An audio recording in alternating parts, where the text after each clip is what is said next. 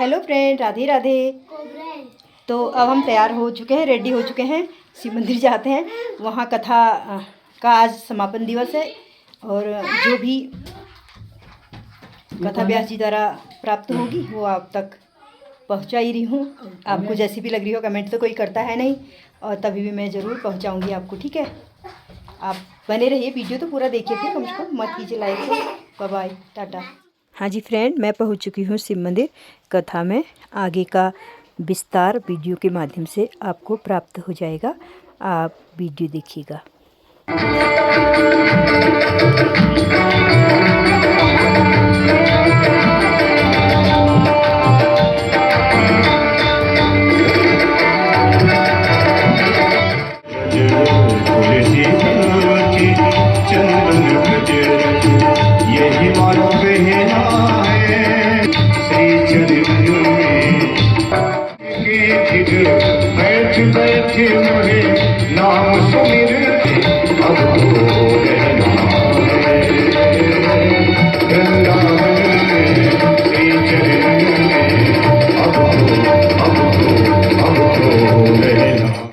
हाँ जी फ्रेंड, रुक्मणी जी की विवाह के बाद श्री कृष्ण जी की जो 16,108 रानियाँ थी उसके बारे में हमको व्यास जी ने अवगत कराया। और फिर उसके बाद जो भी कथा का पूरा विवरण है 7 दिनों का, हमको कथा के अंत में आपको सब सुनने को मिल जाएगा। वीडियो ज़रूर सुनिएगा, अंत तक बनी रहिएगा। और बाकी का थोड़ा प्रसंग मैंने आपको सुना रही हूँ, सुनिएगा। तो समाज में कितनी बड़ी विकृति पैदा हो जाती।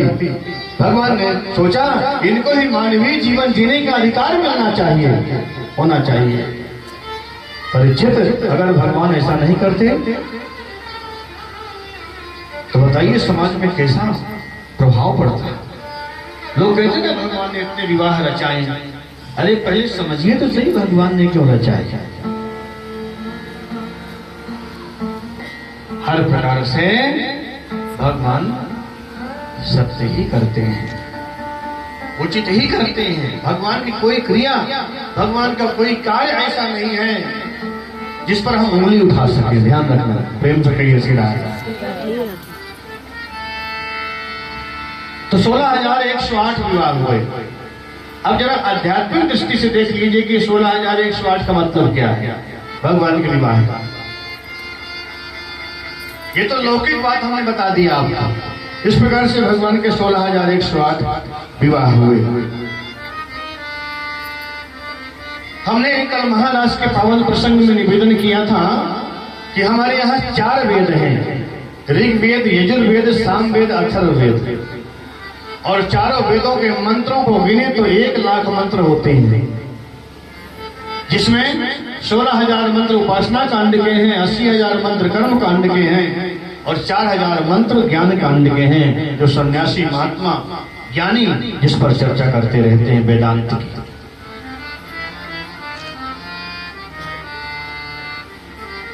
तो 80,000 कर्मकांड के मंत्र जो वेद के हैं वो ब्रज में गोपी बने, जिनके साथ भगवान महाराज करते हैं।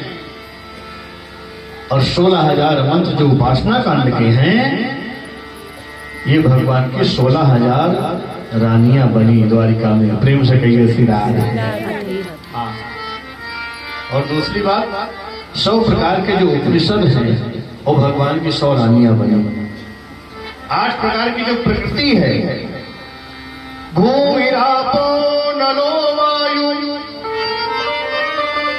खम मनो बुद्धिरेव च अहंकार इति में भिन्ना प्रकृतिरष्टधा। गीता में भगवान श्री कृष्ण कहते हैं 8 प्रकार की जो प्रकृति है वही भगवान की 8 पटरानी बनी। प्रेम से कहिए श्री राधे। भूमि, जल, अग्नि, वायु, आकाश, मन, बुद्धि, अहंकार, ये 8 प्रकार की प्रकृति भगवान की 8 पटरानियां बनी।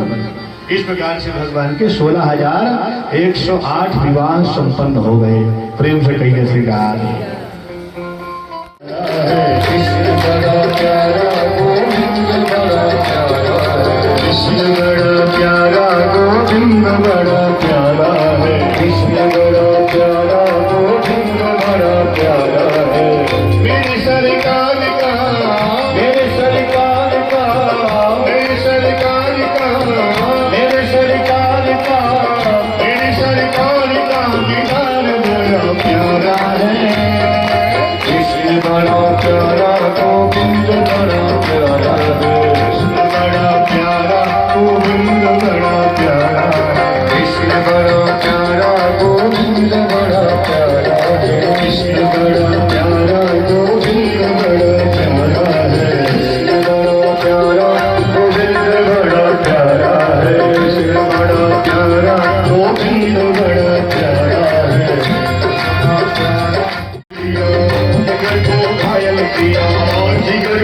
घायल किया, लत ने लूट लिया, लत ने लूट लिया, जिगर को घायल किया, जिगर को घायल किया।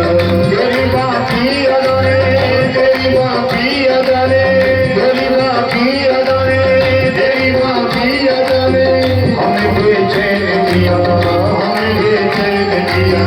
तेरी बाकी अदाने, तेरी बाकी अदाने हमें बेचैन किया, हमें बेचैन किया। प्यारी अखियों में, प्यारी अखियों में, प्यारी अखियों में लगा गजर बड़ा प्यारा है, कृष्ण बड़ा प्यारा, गोविंद बड़ा प्यारा, कृष्ण पग धोए। महात्मा सुदामा जी को देख करके गोविंद करुणात्र हो गए। सुखदेव जी कहते हैं परीक्षित, कृष्ण के रुदन को देख करके सुदामा जी भी बहुत रोए, बहुत रोए। लेकिन सुदामा जी महाराज ने अपने आंसुओं को बाहर नहीं आने दिया। अगर मेरे आंसू देख लेगा मेरा मित्र तो कहेगा कि सुदामा बहुत दुखी है, कष्ट में है, अंदर ही अंदर अपने आंसुओं को पी गएगा। सुदामा जी धीरे धीरे लेकर के आए, स्वर्ण सिंहासन पर विराजमान किया, रुक्मिणी महारानी को इशारा किया। रुक्मिणी महारानी सोने के कलश में चांदी की थाल लेकर के आई, भगवान चरणों में बैठ गए। सुदामा जी चरण धोने लग गए तो सुदामा जी महाराज को संकोच लगा। अरे कन्हैया, लाला तो मेरे चरण काहे को धोवे, वो कुछ संकोच है रहे हो है। भगवान कहते हैं ब्राह्मण देवता मित्र, ये अधिकार मत छीनो हमसे। हाँ, आज मैं जो भी कुछ हूँ आप ब्राह्मणों के संतों के चरणों के आशीर्वाद से ही तो बना द्वारका और मथुरा का राजा। भगवान ने स्पष्ट करके बताया, मैं जो भी कुछ हूँ ब्राह्मणों के आशीर्वाद से हूँ, संतों के आशीर्वाद से हूँ। विप्र प्रसादात् धरणी धरो हम, विप्र प्रसादात् कमलापरो हम, विप्र प्रसादात् अजिता जितो हम, विप्र प्रसादात् मम राम नामो। आज मैं जो भी कुछ हूँ ब्राह्मणों के चरणों के आशीर्वाद से हूँ। विप्र प्रसादात् धरणी धरो हम, विप्रों के आशीर्वाद से मैं पृथ्वी का, द्वारिका जैसे पृथ्वी का राजा हूँ। विप्र प्रसादात् कमला बनो हम, विप्रों के आशीर्वाद से मैं लक्ष्मीपति हूँ। अब विप्र प्रसादात् अजिता जी तो हम, विप्रों के चरणों के आशीर्वाद से ही मेरी चारों तरफ जय जयकार है, विजय है। अब विप्र प्रसादात् मम राम नाम, विप्रों के आशीर्वाद से ही मेरा नाम राम है। प्रेम से कहिए श्री राम। इसलिए मित्र, चरण धोने से मुझे रोकिए नहीं। रुक्मिणी जी जल छोड़ रही हैं, भगवान उनके चरण धो रहे हैं, एक एक तलवे से कांटे निकलते हैं, भगवान कराह उठते हैं। मेरे मित्र ने कितने कष्ट सहन किया है।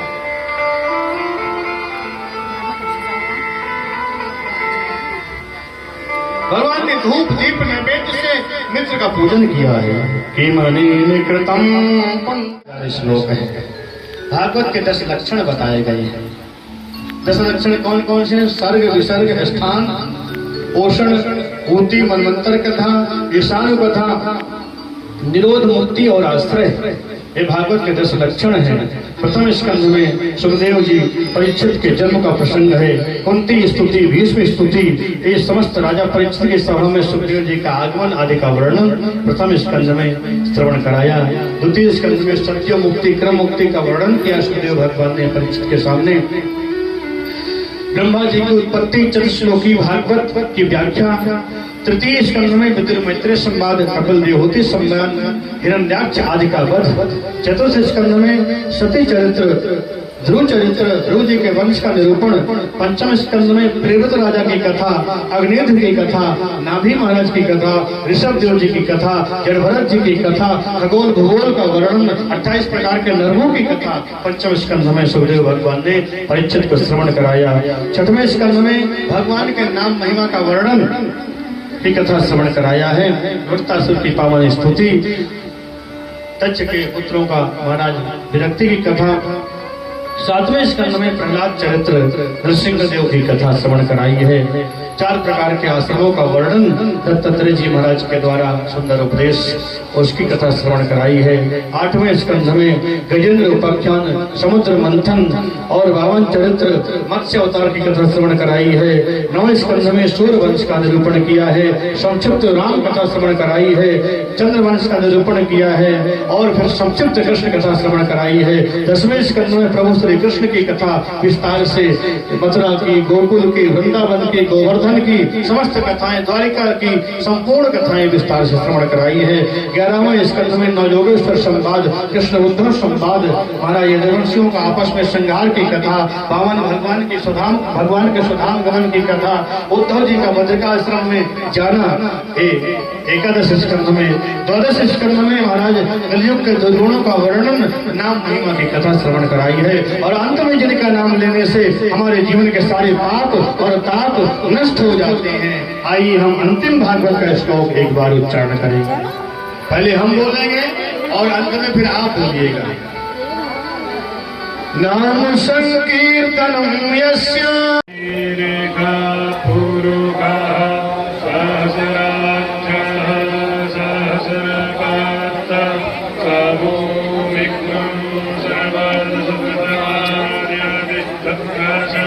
Mula